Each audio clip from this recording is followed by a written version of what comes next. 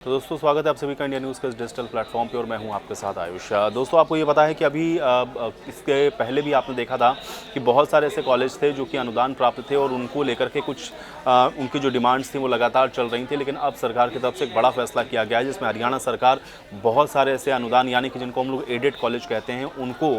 एक तरीके से राज्य सरकार वहन करने का जो फैसला है वो कर चुकी है। और ये अनुदान प्राप्त जो कॉलेज हैं उनको अब राज्य सरकार टेक ओवर करने वाली है। तो ये जो अनुदान प्राप्त जो कॉलेज हैं इनको राज्य सरकार जब टेक ओवर करेगी तो जाहिर है कि उसमें बहुत सारी जो सहूलियतें हैं वहाँ पे काम करने वाले कर्मचारियों को भी मिलेंगे और इन कॉलेजेस में पढ़ने वाले जो स्टूडेंट हैं उनके लिए भी जो फैसिलिटीज़ हैं उसमें और ज़्यादा इजाफा होने की उम्मीद है। तो हरियाणा के अंदर भाजपा सरकार ने 2019 के अंदर ये वादा भी किया था, अपने चुनावी घोषणा पत्र में भी बीजेपी की तरफ से कहा गया था कि जो एडेड कॉलेज हैं, जो अनुदान प्राप्त कॉलेज हैं, उनको राज्य सरकार टेक ओवर करेगी। तो उसी कड़ी में आप कह सकते हैं कि ये कदम है जो कि बढ़ाया गया है या फिर ये जो कॉलेजेस हैं उनको टेक ओवर करने का जो फैसला है वो राज्य सरकार ने कर लिया है। अब इसमें आपको बता दें कि शिक्षक नेता ने अपनी जो शिक्षक नेताओं की तरफ से जो अपनी मांग रखी गई थी उसको एक तरीके से आप कह सकते हैं कि मुख्यमंत्री ने माना है, जिसमें इनको पूरी तरह से राज्य सरकार के द्वारा टेक ओवर किया जा रहा है। और उच्च शिक्षा विभाग के अधिकारियों के साथ जो मुलाकात हुई थी एक तरीके से उसके बाद ही इसका जो रास्ता है वो साफ हो गया था और अब मुख्यमंत्री की तरफ से भी इसकी जो स्वीकृति है वो दे दी गई है।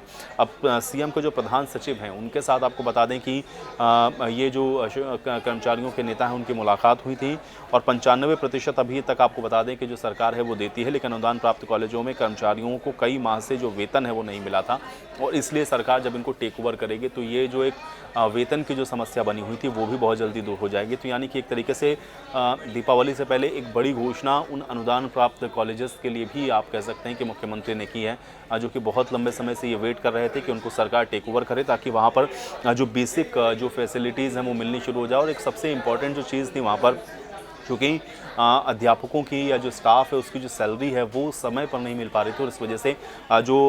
पढ़ाई का या जो वहाँ पर एजुकेशन का जो सिस्टम है उस पर भी इसका जो असर है वो हो रहा था। तब जाहिर है कि सरकार ने एक बड़ा फैसला किया है तो इसके इम्पैक्ट्स भी बहुत जल्दी दिखने शुरू हो जाएंगे। उम्मीद करता हूँ कि जानकारी आपको अच्छी लगी होगी। मिलते हैं अगले वीडियो में।